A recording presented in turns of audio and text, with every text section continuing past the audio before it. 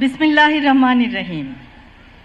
সম্মানিত সভাপতি কামরুজ্জামান চৌধুরী, সচিব স্বাস্থ্য ও পরিবার কল্যাণ মন্ত্রণালয়, সম্মানিত প্রধান বক্তা ডাক্তার এম.এ. মোহিত এমপি, মাননীয় প্রতিমন্ত্রী স্বাস্থ্য ও পরিবার কল্যাণ মন্ত্রণালয়, মাননীয় প্রতিমন্ত্রী মিস ফারজানা শারমিন এমপি, মাননীয় প্রতিমন্ত্রী মীর শাহ আলম, মাননীয় প্রতিমন্ত্রী জনাব জুনায়েদ সাকি,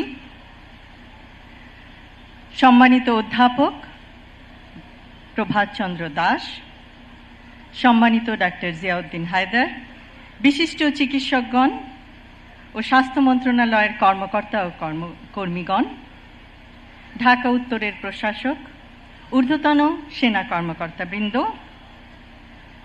সম্মানিত উন্নয়ন সহযোগী সংস্থার প্রতিনিধিবৃন্দ, আমার প্রিয় ও সম্মানিত কড়াইল এলাকার অধিবাসী এবং আমার স্নেহের শিশু কিশোররা, আসসালামু আলাইকুম। পরম শ্রদ্ধাভরে স্মরণ করছি শহীদ রাষ্ট্রপতি জিয়াউর রহমান এবং আপোষহীন দেশনেত্রী বেগম খালেদা জিয়াকে। শিশুরাই জাতির ভবিষ্যৎ।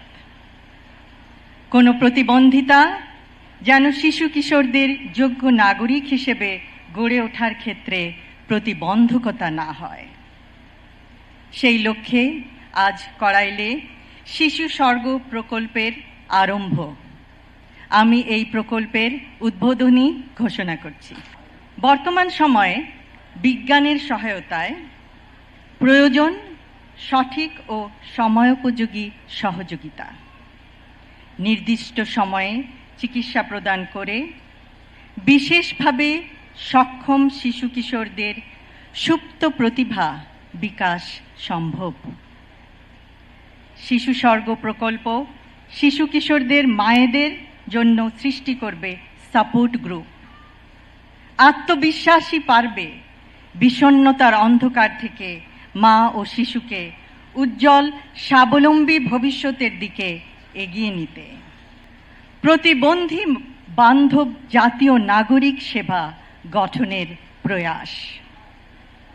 আমরা কিছুক্ষণ আগেই শুনলাম, বাসে, ট্রেনে, লঞ্চে বিনা ভাড়ায় প্রতিবন্ধী ব্যক্তিদের যাতায়াতের বিধান করা হবে। ইনশাআল্লাহ, a disability friendly national citizen service will pave the way for a better and brighter future for all.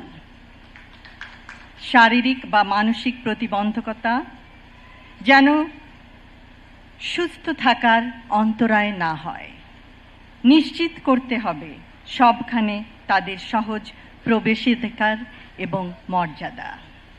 সবশেষে আমি শিশু স্বর্গ প্রকল্পের সাথে জড়িত সকল সদস্যকে জানাই আমার আন্তরিক ধন্যবাদ।